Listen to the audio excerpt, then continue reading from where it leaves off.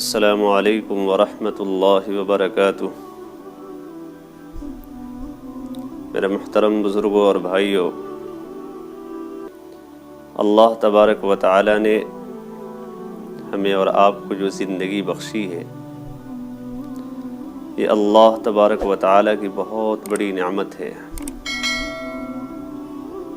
اور اس زندگی کا مقصد اللہ کی اطاعت، اللہ کی فرما برداری کرنا ہے۔ چنانچہ قرآن کریم کے اندر اللہ رب العزت نے اس مقصد کو صاف طور سے واضح فرمایا، وَمَا خَلَقْتُ الْجِنَّ وَالْإِنسَ إِلَّا لِيَعْبُدُونَ، کہ ہم نے انسان اور جنات کو اپنی عبادت اور اپنی بندگی کے لیے پیدا فرمایا۔ تو اس آیت کریمہ سے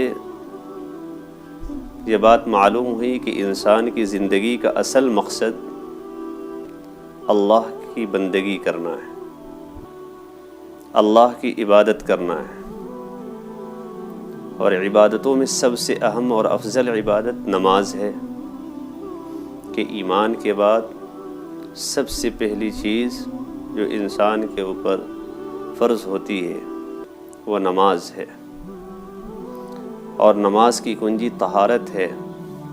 حدیث پاک کے اندر جناب رسول اللہ صلی اللہ علیہ وسلم نے ارشاد فرمایا، لا تقبل صلاة بغیر طہور، کہ بغیر پاکی کے نماز قبول نہیں ہوتی۔ تو پاکی نماز کی کنجی ہے۔ اس لیے آج ہم وضو کے مسائل پر گفتگو کریں گے کہ وضو کے اندر کتنی چیزیں فرض ہیں، اس لیے کہ ہماری نماز کی درستگی وضو کی درستگی پر موقوف ہے۔ اگر ہمارا وضو صحیح ہوگا تو ہماری نماز بھی درست ہوگی، اور اگر ہمارا وضو درست نہیں ہوگا تو نماز بھی درست نہیں ہوگی۔ وضو کے فرائض سمجھنے سے پہلے یہ چیز جانیں کہ وضو کے اندر کتنی چیزیں فرض ہیں۔ وضو کے اندر 4 چیزیں فرض ہیں۔ اب فرض کس کو کہتے ہیں اسے بھی سمجھتے چلیں۔ فرض اس کو کہا جاتا ہے کہ فرض اگر غلطی سے بھی چھوٹ جائے تو جس اعمال کے جو فرائض ہیں، اگر ان اعمال میں سے اس کا فرض چھوٹ جائے تو وہ چیز ادا نہیں ہوتی۔ جیسے نماز کے فرائض ہیں، اگر نماز کے فرائض میں سے کوئی فرض چھوٹ جائے تو نماز ادا نہیں ہوگی۔ نماز جنازہ کے فرائض ہیں، ان کے فرائض میں سے کوئی فرض چھوٹ جائے تو نماز جنازہ نہیں ہوگی۔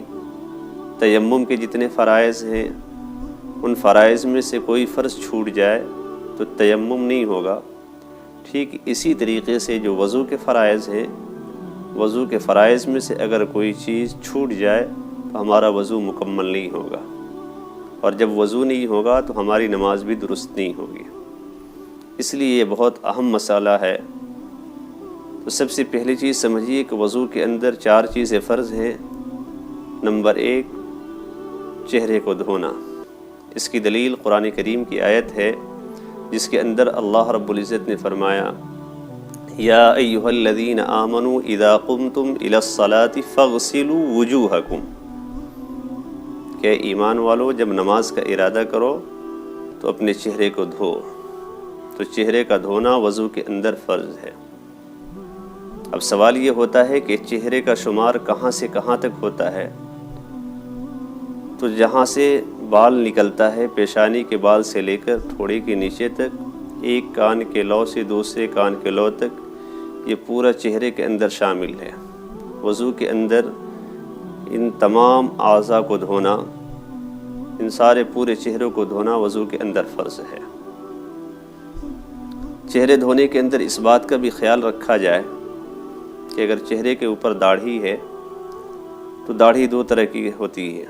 ایک داڑھی وہ ہے جو گھنی بھی ہو اور لمبی بھی ہو، اور آسانی کے ساتھ پانی نہ پہنچایا جا سکتا ہو، تو ایسے شخص کے لیے چہرے کے حدود میں جو داڑھی ہے اس کو دھونا فرض ہے، اور باقی کا جو نیچے کا حصہ ہوتا ہے اس کو وضو کے اندر دھونا فرض نہیں ہے۔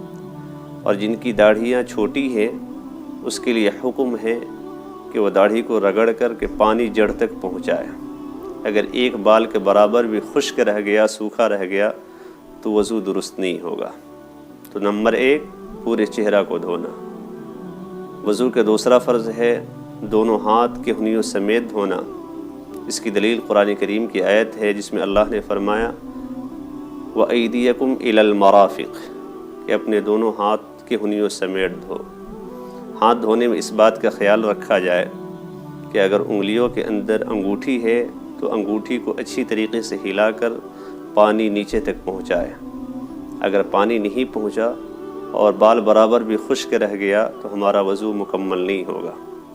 اسی طریقے سے مسلمان عورتوں میں سے بعض عورتیں ناخن پالش کا استعمال کرتی ہیں، وہ اس مسئلے کو اچھی طریقے سے سمجھ لیں کہ ناخن پالش کرنے کی وجہ سے پانی تہ تک نہیں پہنچ پاتا اور جس کی وجہ سے وضو درست نہیں ہوتا ہے، اور جب وہ وضو درست نہیں ہوگا تو نماز بھی نہیں ہوگی۔